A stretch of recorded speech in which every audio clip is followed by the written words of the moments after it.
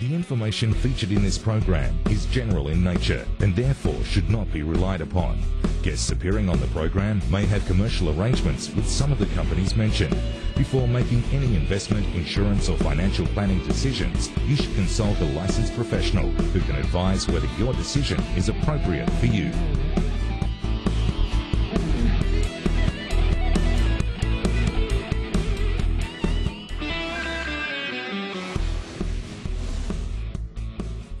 Hello and welcome to the Monday night property edition of Your Money, Your Call. I'm Lisa Montgomery from Resi Mortgage Corporation, filling in for my good friend Margaret Lomas, who is taking a break. Tonight, as usual, the panel and I will be taking your calls and answering your emails on all things property. And even though Margaret is away, we will be equipped to provide you with the information that you need to begin or continue your property investing journey. In addition, we'll be looking at the recent auction clearance stats for Sydney and Melbourne, which suburbs are leading the house price recovery and why, and look at supply and demand in both the Perth and Brisbane markets. So it's a jam-packed show ahead. And if you'd like to get in on the conversation this evening, simply call us on 1300 30 34 35 or email us at property@skynews.com.au. Now, to start us off, the news of the week. According to Australian Property Monitor's latest report, the Australian housing market revival has continued into 2013, with solid indications of rising buyer activity and increased confidence from sellers. In an article published by Property Observer, the revival of Australia's housing markets in 2012 has been confirmed as leading indicators such as auction clearance rates point to a market heating up. It referenced historically low interest rates as the fuel to this emerging fire, which they said is no real surprise given the typical impact of low mortgage rates on buyer activity in previous housing growth cycles. Australian Property Monitors has house prices up 1.5% over the 3 months to January to a median of $544,000, with units up to 0.3% to a median of $413,000. The article said that first home buyer activity was largely generated by changes to various state government incentive schemes that acted to draw forward demand from this group. They went on to say that after a subdued start to the year, first home buyer activity is set to rise sooner rather than later, driven by low interest rates, a solid economy and rising house prices and rents. Investor activity is also set to intensify in 2013, driven similarly by low mortgage rates and prospects of improved capital gains and solid yields from most local markets.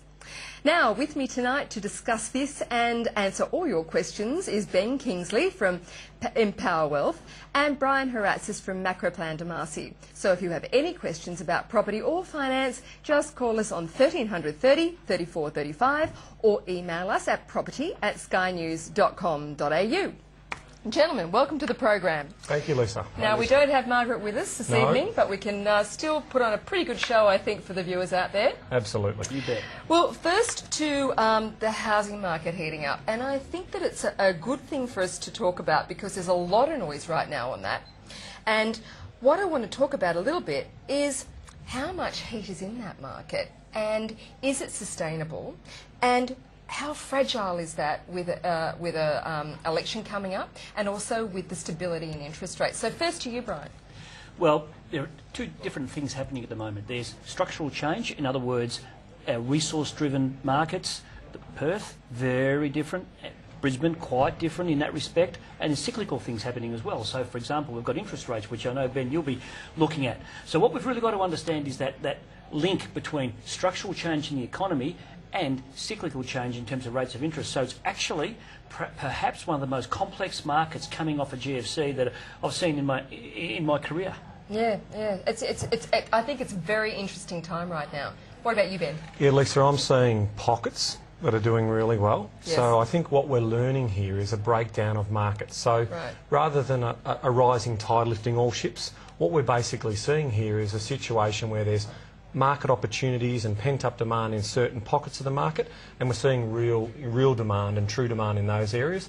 As for the broader market in each state, there's still a question mark out there. So I'm not as bullish about a broader market rise. but I am certainly bullish around pockets of the market doing really well, and as referenced by clearance rates. Yes. Look, what do you think about the suburbs that are actually... I mean, I know that we've just been talking general, but what suburbs are really leading that rise, Brian? What do you think in terms of the heat? What areas are leading the recovery? Well, if you looked in Sydney, for example, you'd see a number of the inner west areas. In fact, and as a region, the inner west really is leading the run. But if you look in Melbourne, it's actually a very, very mixed bag. Employment, and again, as part of that structural change, one of the issues is that employment numbers have been quite weak in Melbourne, job numbers quite weak. Yeah. And of course, when we're forecasting, we look at the number of people and households that have available money. So Melbourne's quite a mixed bag. You have places like Safety Beach, but then you have Seddon, which is in the inner west. So, but when you move to Perth, what you see is a market that's absolutely literally on fire. People are camping out to buy blocks of land again in a very short space of time. If viewers can remember, 04 to 06 in Perth, land prices doubled, increased by 100% on the back of the last resources boom. That was at population increases of 3.2% per annum. Well, people might be surprised to know that as of yesterday, 3.0% per annum population growth in Perth now. So we're nearly back there in Perth.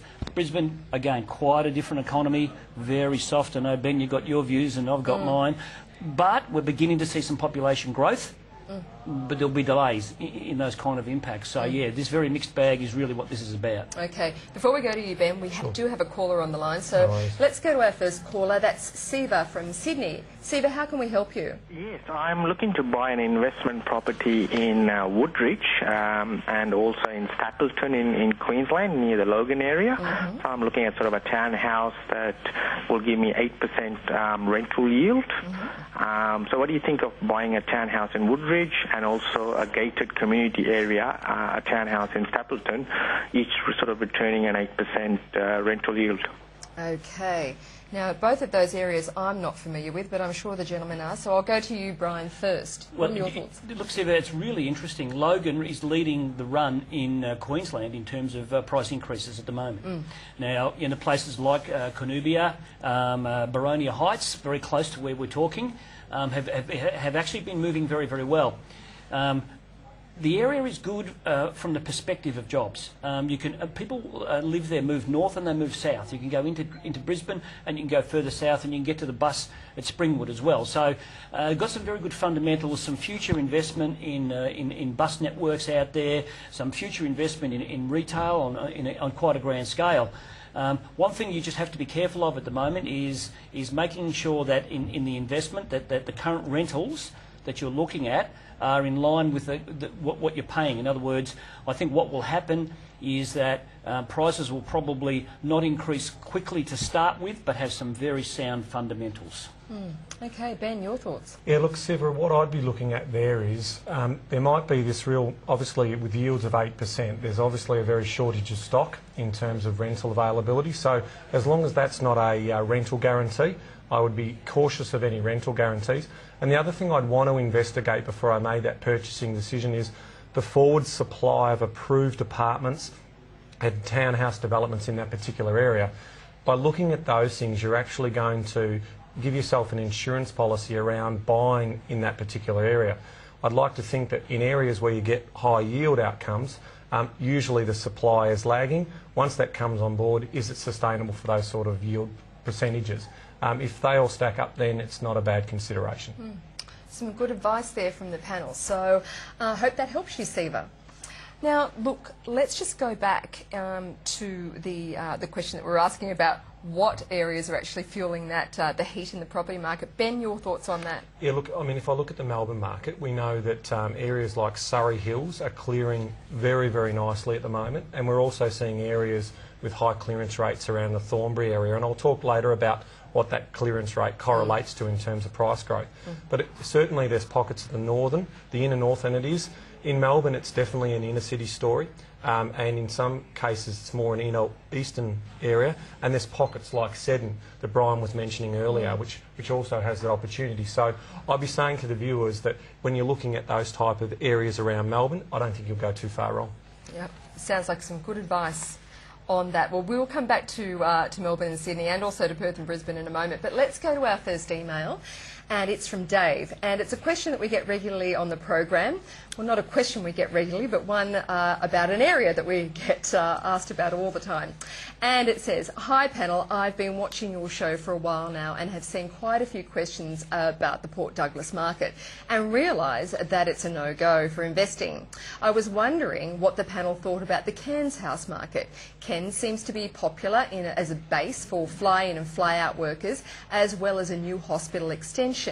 Your thoughts on the Cairns property market would be much appreciated. Thanks, Dave." So, Brian, I'm going to come to you first on Cairns. Your thoughts? Okay, Dave, you were right about the FIFO market, that fly-in, fly-out market historically in Cairns, but actually the Cairns market started to go soft well before the GFC, and the reason for that was that FIFO market, which much of it was actually based in New Guinea, really began to drop off quite dramatically.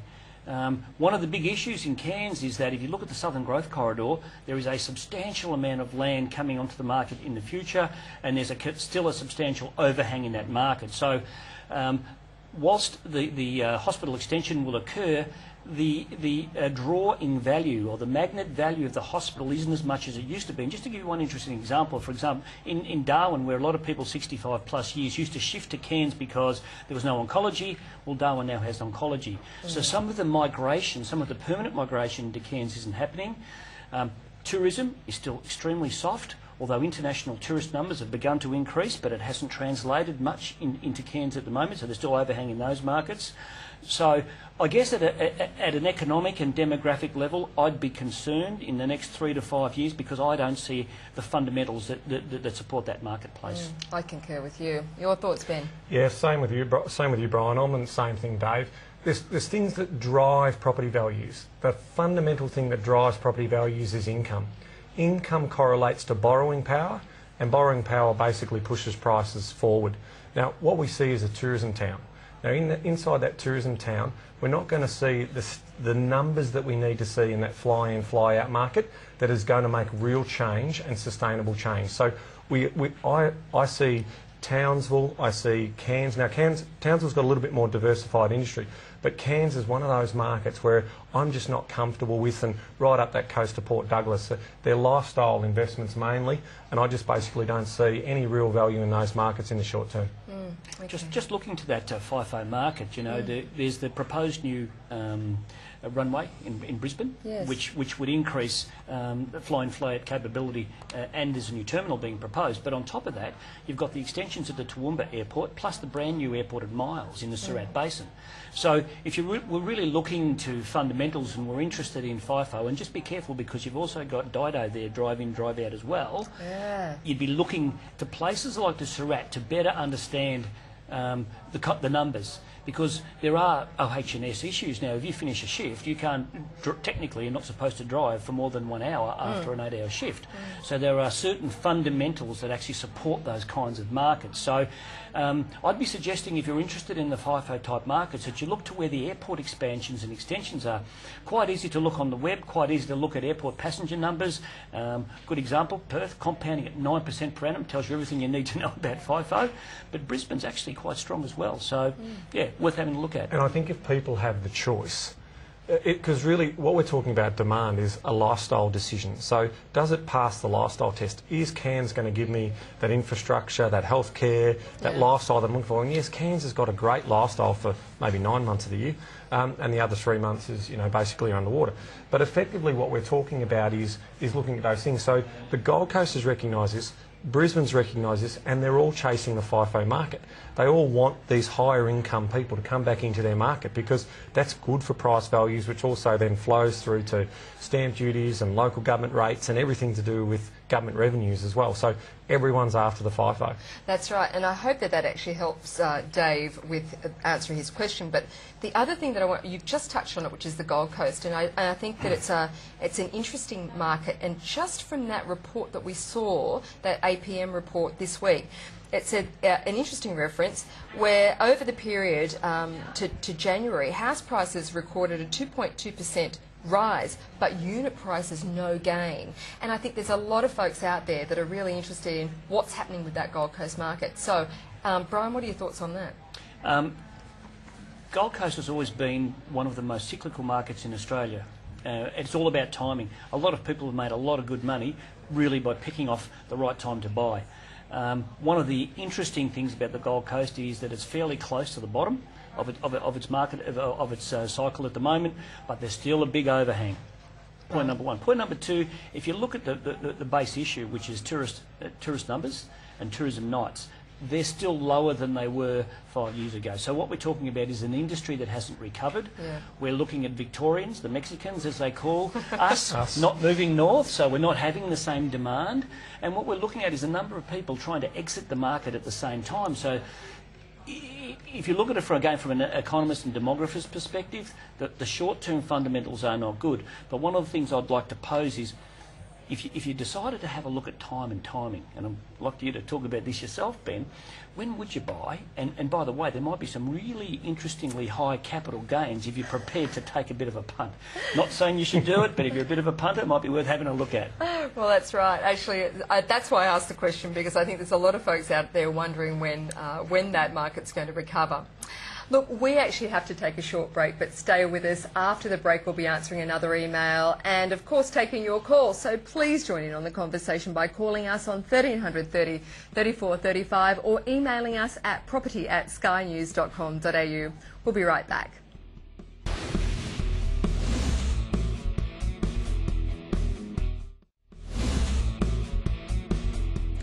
Welcome back to the Monday night property edition of Your Money, Your Call. I'm Lisa Montgomery, filling in for Margaret Lomas this week. And tonight we're taking your questions and hopefully providing some answers to help you get ahead with your property investing. We have two experts on the panel this evening, Ben Kingsley from Empower Wealth and Brian Haratzis from Macroplan Damasi. We would love to answer your questions, so pick up the phone and call us. The number is 1300 30 34 35, or of course you can also email us at property@skynews.com.au. Now, we have been talking about the property market, guys, but one thing we haven't touched on yet are the auction clearance results. And we do have a couple of graphs here that we'll run through in a moment. But just before we do, I just want to ask you, Ben, just about the Sydney market and the auction clearance rates and how that is actually impacting people who are looking to invest. What we find, Lisa, is after a Christmas break, everyone goes away and reassesses where they're at in life, and we normally find that the autumn selling season is a real change of mind. So, are we going to put our property up for sale? Are we going to, upsize, downsize? Real change happens over that period. So we always know as a leading indicator just basically what we see in terms of the auction clearance rate. So let's look at Sydney.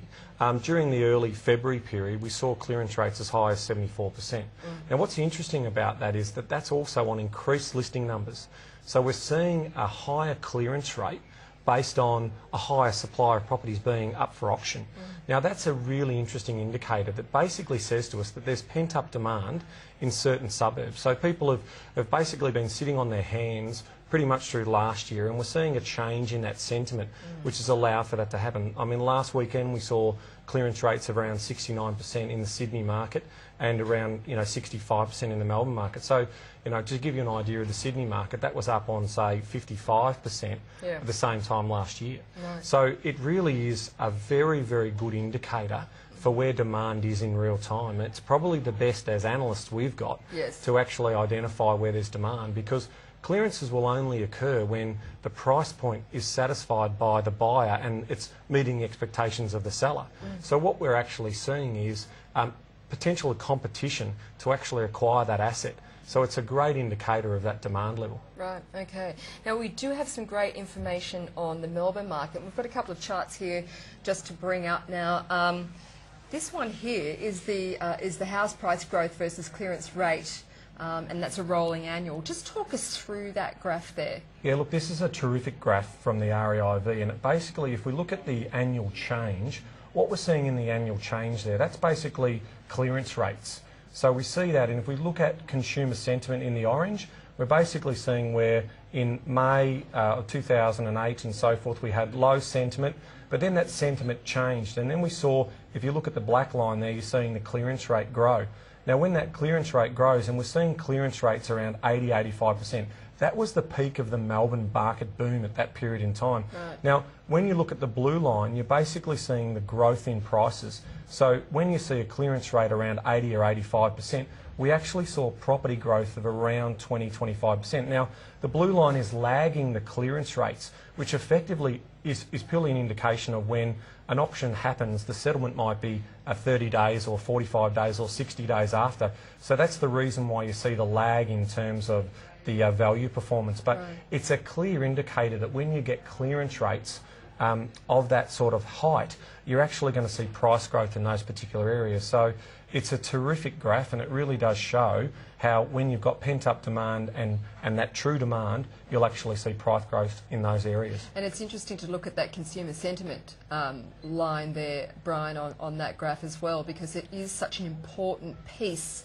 to the puzzle, isn't it? I think we think, you know, supply demand, but consumer sentiment plays a huge part in how the market reacts. Well, it does, and one of the key parts of this is people are beginning to pay down debt. Yes. And it's not in a large way, as you would well know, Lisa, but debt is starting to come off, and there's a view that even if interest rates were to increase, that actually debt can be kept under control. So the creeping confidence we're beginning to see in the retail numbers. They're up very significantly in the last quarter, and what we're beginning, car sales are starting to improve. So all of those little lead indicators starting to feed into, I think, where you're coming from, into that general consumer confidence.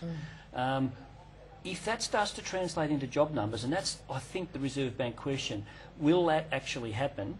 Then I think we could, things could be on for a fairly fast run.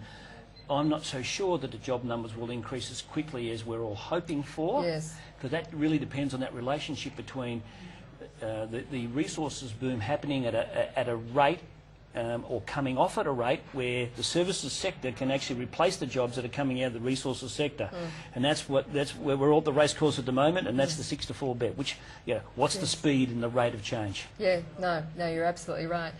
Ben, did you want to add something? Yeah, look, I think what Brian's saying is also that one of the things about clearance rates and auctions as a market tester is that there's confidence from the real estate agent who's actually saying, I believe you'll get the best result by taking this property to auction. Now, when the sentiment's low and the expectation is they can't find a buyer, whereas now they're actually saying, let's go to auction. So this is what I mean about it's an isolated market in the broader market. I mean, you still wouldn't take properties in the outer suburbs to auction because you just don't have that pent-up demand, and the real estate agent knows that. So the best way to sell the asset is private treaty sale. And they'll use every trick in the book they can to get a sale. But when you actually know you've got underlying supply and demand, supply constraints and demand overlapping that, it's a great way to get a maximum result. And the Melbourne market is really showing that right now. Yeah, it is. And if we move to the second graph, let's move to that next graph. We can potentially take a look at, the supply conversation we were talking about earlier. So that's right. Here we go. What we've got here is you can see the auction numbers down one axis there, and you've got the clearance rate on the other side. Now you can see that the bar graphs in February and March are certainly on the increase. Like February is an early indicator because an auction campaign will take a minimum of 4 weeks to set up and materialise. So we're seeing the clearance rates in 2011, 2012 in the orange, and then we're basically seeing the clearance rates moving stronger in the blue column there as well. So there's definitely no doubt that it's a real test of the market. The pre-Easter weekend where we saw over 900 properties up for auction, we're now talking about 1,000 properties going to auction in the next 4 to 6 weeks because there is confidence back in the market. And unfortunately, so, for most people, the best time to buy or upsize it would have been back in, September or October of last year. That's the message for our own occupiers out there. And for investors, probably the same time. The question's going to be, have they missed some of these markets? That is the question. Brian, would you add something to that? Or? Yeah, I think it is a mixed bag. You've got to be very careful in the drawing of that conclusion. The upgrader that does have the money, the professional whose wages have improved and who now knows they're not going to lose their job, and the investment bankers are now back in business again, you can begin to see those markets and they're starting to crank again. And you really see it in Sydney where the finance sector is much stronger and moving back. You could equally see in some of the locations in Melbourne where, for example, there's a significant amount of manufacturing. You can see some interesting softness on the outer part of the middle ring markets where, for example, if you went further north into places, say, like Glenroy, where prices moved quite significantly, now coming off a little bit, people not so confident about their job, people not wanting to cash out into a new dwelling in, say, Craigieburn or a little bit further. So some of those dynamics aren't working, but the wealth dynamic seems to be coming back. Interesting. And that's the share price is another indicator of that. I mean, we've had good movement. So just general sentiment around spending money and that is what we need. I mean, we've had a very strong political campaign around sensitivity in the economy. And, you know, are we in a good economic environment? Are we in a poor economic? How well has the economy been managed? I think we're coming through that in early stages. But the question is going to be, especially for Melbourne and certainly manufacturing towns like Melbourne, who was basically built on manufacturing, we're going to see some challenges in those areas as the Australian dollar is so high, and we're basically going to see pressures around employment holding today. Well, yeah, well, that's right. And I think that, you know, from my perspective, from a finance perspective, what we're seeing too, just to sort of complement what you're saying, is that we're also seeing people who are prepaying their loans, who are understanding the structure of their loans a lot better than what they're used to, and using that loan as a tool and as a wealth creation tool. And I think that it's no longer just, you know, something that they're paying off month to month. They're saying, okay, well, I can use this loan to get to my next property, and really seeing the value in the structure of the tool, which is the mortgage.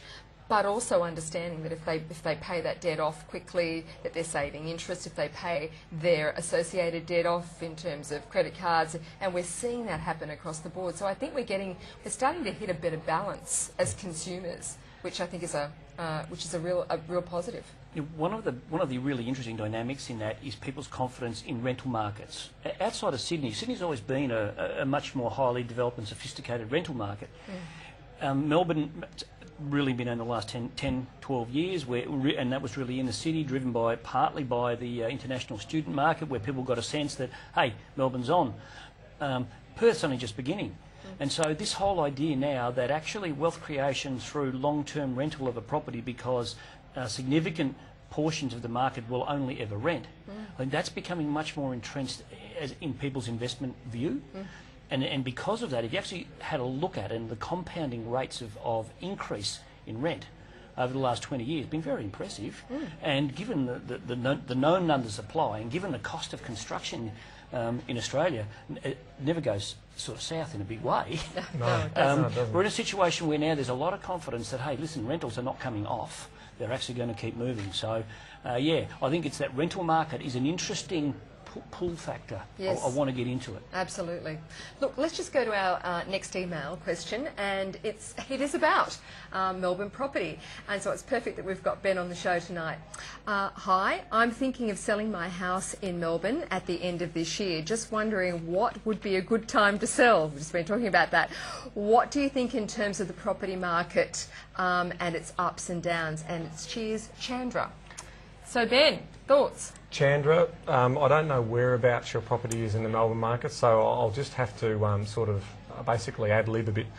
What I want to be saying to you is, you're thinking about selling at the end of the year, I'd be watching the market. If you've got a property in the outer suburbs, I'd be watching it closely, because maybe it mightn't be the right time to sell, but if the market seems to be moving and it's all about you taking that next step into the next area, then obviously you need to consider that. In other words, if it's a place that it's going to step you up into your next accommodation, then you really want to be making sure that that next accommodation isn't growing quicker than the value of your house, because you're going to have to jump in at some point.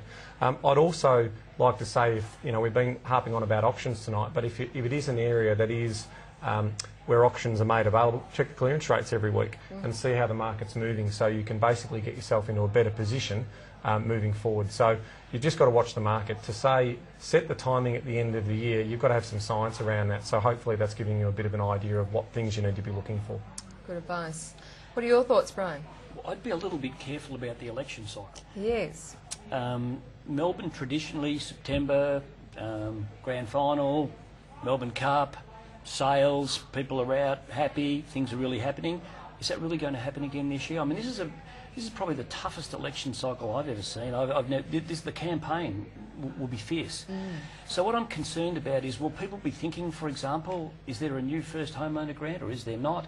Will they be worried about downtime if a new government gets in place? What happens? Am I worried about my superannuation, like I may well be? So there might be some interesting sort of non-economic confidence factors that you might want to factor into your thinking. Yes, I think so too. Some good advice indeed. Look, while we're just on that subject and talking about an election coming up, what do we think that is that impact of that's going to have on interest rates or on people's buying? I mean, we've just touched on that. I think that's a really interesting point because I think that people may just hang off, see what happens in the election time, see what comes out of that to see if there's something in it for them. I mean, what do you think about that? Good question, Lisa. I think one of the big things that the Australian economy is going to have to struggle with is the mining capital expenditure reductions. That's been driving our GDP growth outcomes for a good decade. With that coming off, one of the best ways to get bang for your buck is to basically stimulate property, because for every dollar spent in property, there's the flow-on effects. And I've heard some economists say for every $1 spent in property, there's $10 gained for the economy, with the flow-on effect in terms of, you know, buying the new couches, going out and so supporting retail jobs and so forth. So there's been a lot of conversation and commentary around whether the stimulus is, you know, just increases the value of the property. Look, it probably does, but the reality of the situation is it's a great way for the government to stimulate activity in the marketplace, and they probably know that that's the case, you know, and if it is the case, then we're going to basically be relying on that, and I don't know who's going to bring that little gem out. But I suspect it's a card that one of them's got up there. Well, we'll have to wait and see, won't we? Exactly. Well, there's still plenty of time left, and if you have a question for anyone on the panel this evening, all you need to do is call us. So please call us on 1300 30 34 35 or email us at property@skynews.com.au. We're off for a break, but don't go away. We'll be right back.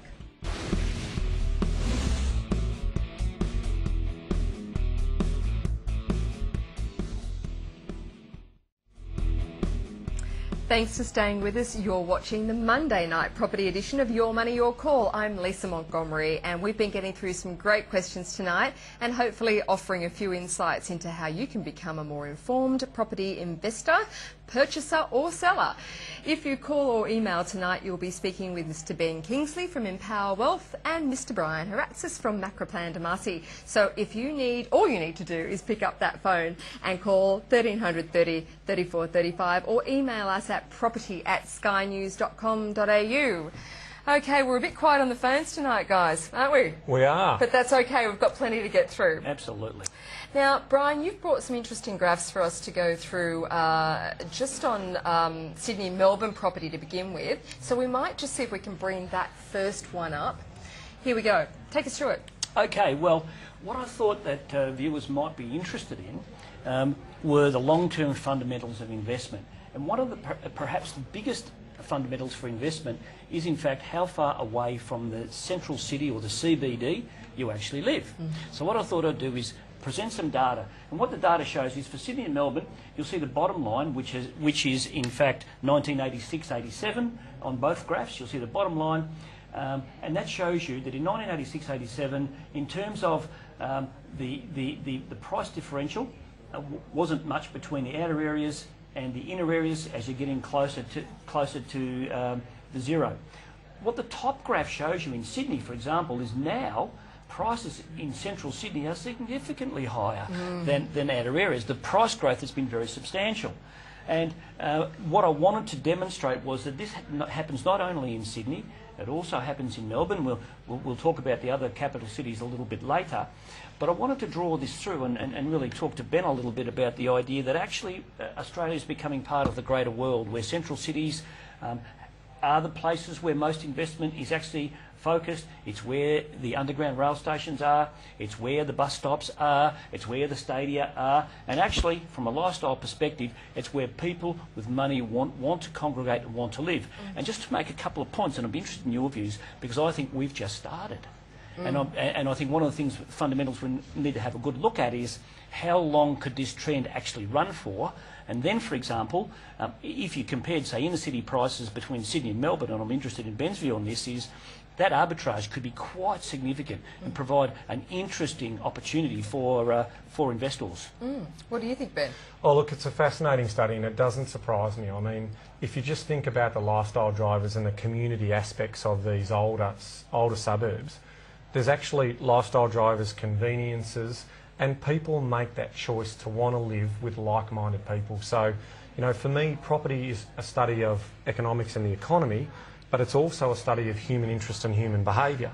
Now, by that I mean, you know, in terms of I like to be stimulated by people of the same intellect and the same quality, and those people might be highly educated, tertiary educated, and they might have high-paying jobs. Now, to be involved in that community, I'm looking to live in that area, and I'll pay a premium potentially to get in to be with those people, as well as having all those lifestyle drivers around me, such as, you know, 20 minutes to the office, because I'm also very time poor. So all of those things add up to me as if we're no different than any other city. I mean, I still consider Melbourne a big country town when you think on the global city scale. But if we look at areas like downtown London and downtown New York, I mean, we see apartments selling for $12, $15 million. Now, you know, there's a big affordability issue for me into those markets, but the reality of the situation is if we had unlimited dollars, we'd prefer to live there overlooking Central Park, wouldn't we? Well, that's no different than what's happening in the Australian market. So I concur with Brian in the sense that, you know, this is a study of basically people choosing an area. And when you think about it, it's logical. When people actually start to do their property search, they don't go property first, they go area first. And then they see what they can get in that area. And so that's the study of human interest and human desire to be in that particular place. If they can't afford what they need to survive, i.e. if they've got a family of 4, a 2-bedroom apartment is going to be insufficient, they then start choosing to look at that area that can give them the same sort of critiquing or opportunity that they're looking for in that market. And I think that this is the conundrum of a lot of first home buyers, and we will get to that a bit later in the program, but it is this lifestyle piece, and I'm just wondering if a lot of the energies that we're putting into property development in some of the outer reaches of the major capitals such as Melbourne and Sydney are really, you know, we're saying that there's a lot of demand for them, but is there really? I mean, there's a certain subset of first home buyers that are really looking for that inner city property, and solving that issue for them, I don't know if it's solvable. Well, it might be. Herein lies some of the interesting conundrums that we need to think about. If you took, for example, Melbourne at the moment, and we've said to ourselves, well, we've got a new airport at Avalon, a new international airport. It's got a rail link. It'll actually have a link all the way through. It's in the western side of Melbourne. But with a new rail line and with the outer metropolitan ring road and with substantial amount of freight and logistics growth, in other words, that means jobs, will we be able to get a new mix of people moving to that area? And the answer to that would be a yes answer. But that's a specific. And so there we need to overlay the inner city idea with specific local economic opportunity. But I'd still say, again, if you actually had a look at things like where is all our money going to move in the future, Melbourne, Metro 1, the underground rail system, what that will do, it will significantly enhance the value of inner Melbourne property, all inner Melbourne property. So we're at the start, I think, of a long-term trend. And Brian makes an interesting point. Let's say we create all those jobs in those sort of outer western areas. So the areas like Seddon and Yarraville, I mean, if people can commute in the opposite direction to the major traffic going into the CBD, they're going to have easier commute times going opposite to the traffic, but they'll also want to, you know, spend their weekends in a vibrant, you know, area with good restaurants and good lifestyle and good community drivers that attract people to that area. So I think it's important to note, if we look at an area that's fully mature and fully developed, let's call it Mossman. We'll go to Sydney and talk about that. In Mossman, we see mum and dad have 2 kids. Now those kids get raised in an area that's got really tightly held property, yes. And then those kids really are familiar with the area. So it's again human interest, they want the mum and dad to be available, but there's not enough opportunity for them. So they've got to find the next best opportunity. Now, if we've got clusters of family doing that, the supply just won't come because the land's so tightly held. So, you know, you're still going to get markets that are going to drive in the lower socio-demographic area because they're doing the same thing. You know, they've grown up in the outer suburbs, and in most cases, you know, most of them will stay there and develop their lifestyle around what they've got. But it's the 1 or 2 that are breaking the trend that are coming into the inner city areas. They're the ones who are also creating that demand. Okay, look, that's an interesting discussion, and we need to come to the Perth and Brisbane markets, but we do have a caller, and it's Damien from Newcastle. How can we help you, Damien? Yes, thanks for taking my call, Lisa. Pleasure. Just just an inquiry about like the Newcastle and the Hunter Valley area. I bought a couple of investment properties in the Hunter Valley, Cessnock, Curry, about 3 years ago, and at the time there was probably about 80 properties under 200,000. I also bought one in the Islington area for 210,000 around that time as well. I've just started looking for another property, and I've noticed there's nothing under 200 anymore in the Cessnock and Curry, and also there's in the Newcastle inner city. I went to one open house on the weekend, which was at Carrington, and it was a 2-bedroom unrenovated terrace, and it was advertised for 338,000. There was about 20 couples who turned up to the open house, and there was 4 people fighting over it when I ended up walking out. Like, does that mean Newcastle and the Hunter Valley is one of those markets where it looks like it's, you know, like one of the hot spots at the moment? Well, it has been for quite some time, Damien, and I wish I bought in Islington and Carrington myself in the 80s, 90s and even 5 to 10 years ago, and didn't do that. But look, let's just go to the panel and ask them that question. Brian, you first. Well, the Hunter Valley has been the top performing region in New South Wales over the last 12 months. So, first of all, you've certainly hit the mark, Damien. It's, the fundamentals are very, very good. One of the things that makes Newcastle very interesting, or the whole Hunter, is that you've got a couple of different forces driving growth. You've got movement from Sydney, so you've got people who are prepared to move from Sydney because they actually can't access the Sydney markets, or they're early retirees, cash out. And they are actually significant purchasers, as well as a resources industry which is quite strong. Plus, you've got significant infrastructure investment in roading out there. So what's happening is you've got a convergence happening out there, and an understanding that Sydney is basically always going to be a constrained market. If you want to move north, you may as well have a hard look at places like Cessnock. So I think the market's taken a much longer-term view and perhaps even remarked and rebooked this area as a future sort of capital growth, in inverted commas, region with a coal fundamental in it. Absolutely. Look, Ben, I might just go to our next. I hope that actually helps you, Damien. We might go to our next caller before the break, and that's John from Wagga. John, how can we help you? Oh, hi. I'm just inquiring on commercial properties in the St Mary's area in Sydney. Now, I have a few commercial properties around New South Wales, and I was just wondering what the panel thought about a purchase in St Mary's district in Sydney. Thank you. Okay, St Mary's. Thank you, John. Let me just go to the panel. Ben, let me go to you first. Sure. John, a couple of quick questions, if I may. What's led you to think St Mary's is the area? And secondly, what type of commercial property are you considering? Well, it's a national company and with a long-term lease, and that's the sort of thing I'm interested in. And the building is relatively new, so there'll be good write-downs on it.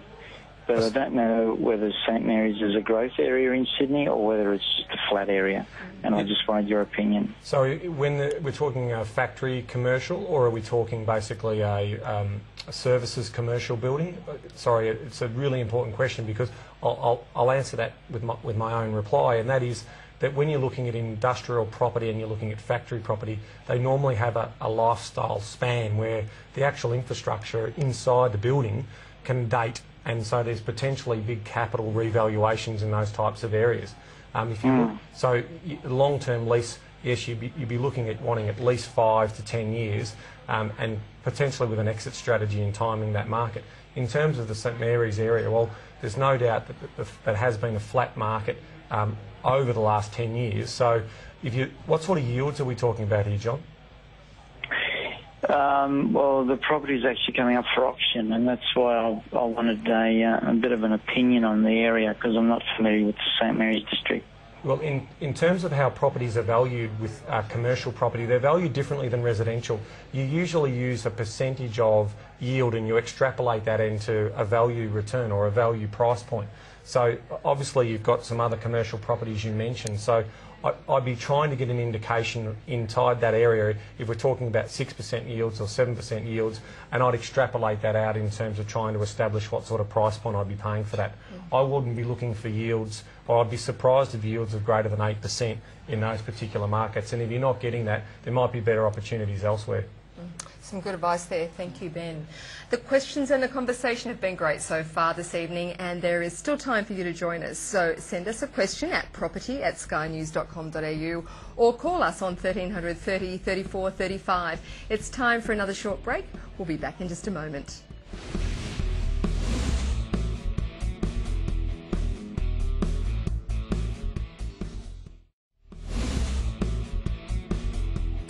Welcome back to Your Money, Your Call. I'm Lisa Montgomery, and with me on the panel tonight is Ben Kingsley from Empower Wealth and Brian Haratzis from Macroplan Damasi.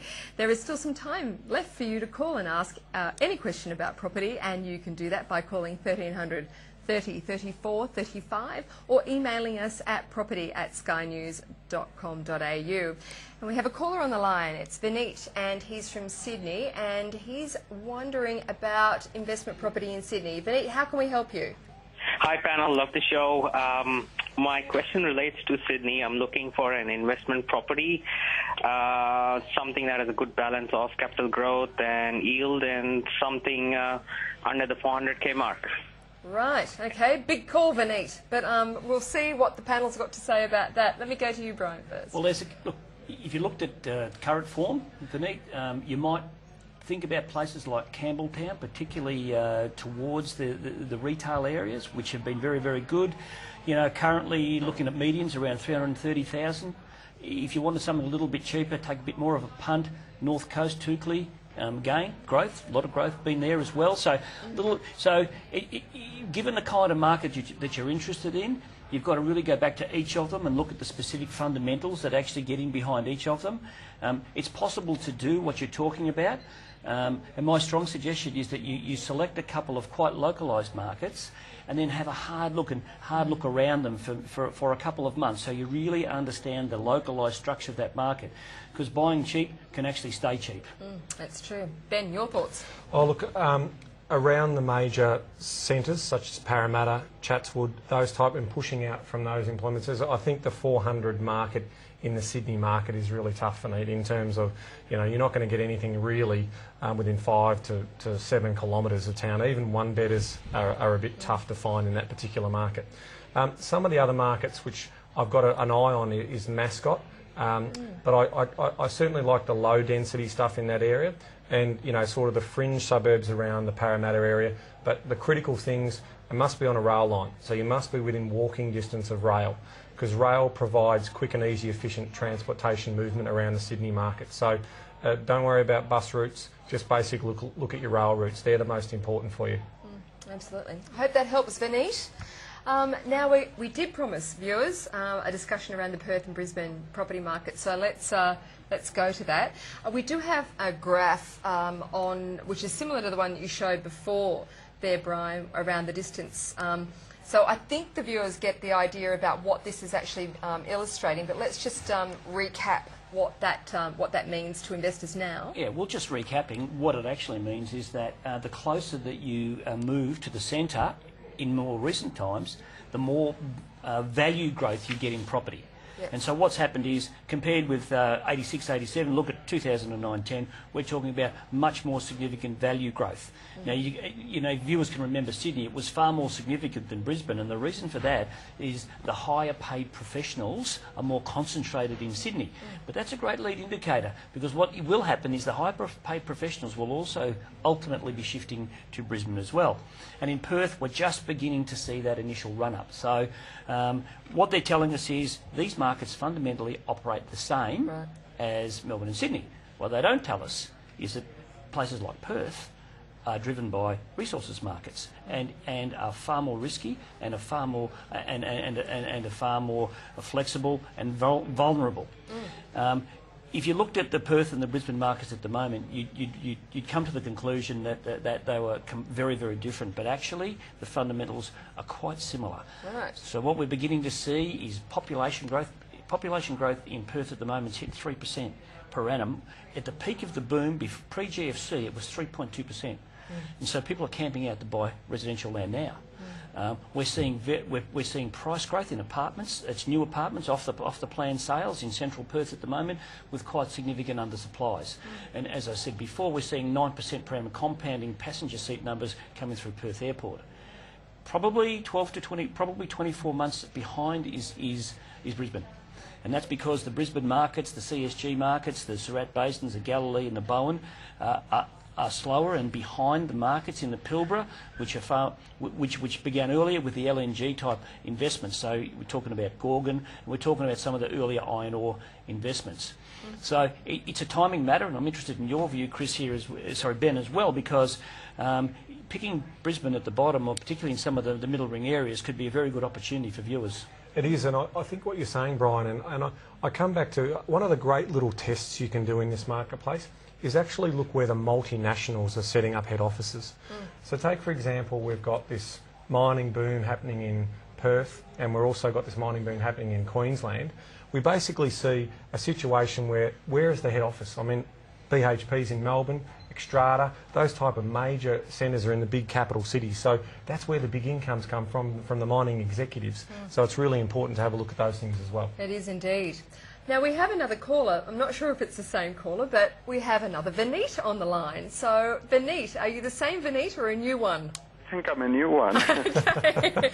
Not a common name, but it's good to have you on board. What can we do for you?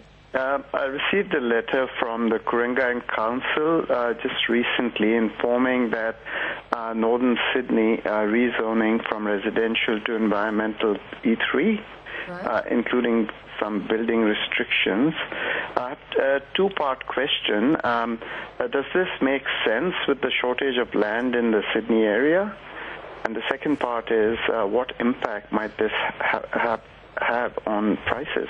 Okay, not my forte, and I'm just wondering whether... I'll have a quick conversation have a go, Ben. That. Yes. Look, one of the big things that's really important to value growth is control of land supply. Now, if they're implementing harder restrictions to build higher density, then it's actually a good news story for land values in that particular area. So I have no problems with any of that type of rezoning. I do have problems when we're rezoning for higher density because your supply levels increase and that makes your values vulnerable.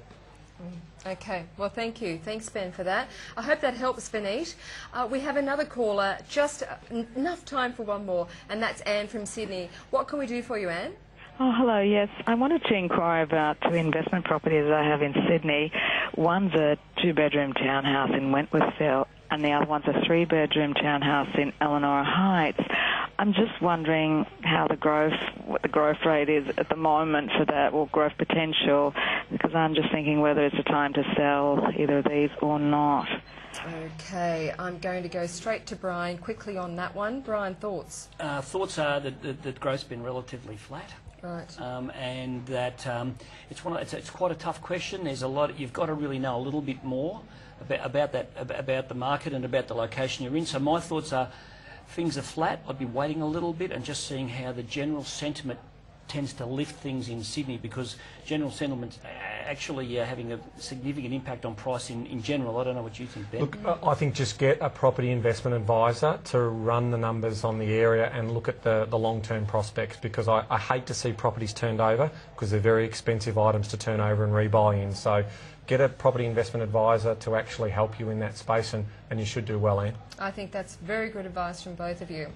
Well, that brings us to the end of another show. Thank you so much for joining us, and thanks to my wonderful guests, Ben Kingsley from Empower Wealth and Brian Haratzis from Macroplan Damazi. There is another great show in store for you next Monday night, so make sure you tune in. I'm Lisa Montgomery. Enjoy your week. The information featured in this program is general in nature and therefore should not be relied upon. Guests appearing on the program may have commercial arrangements with some of the companies mentioned.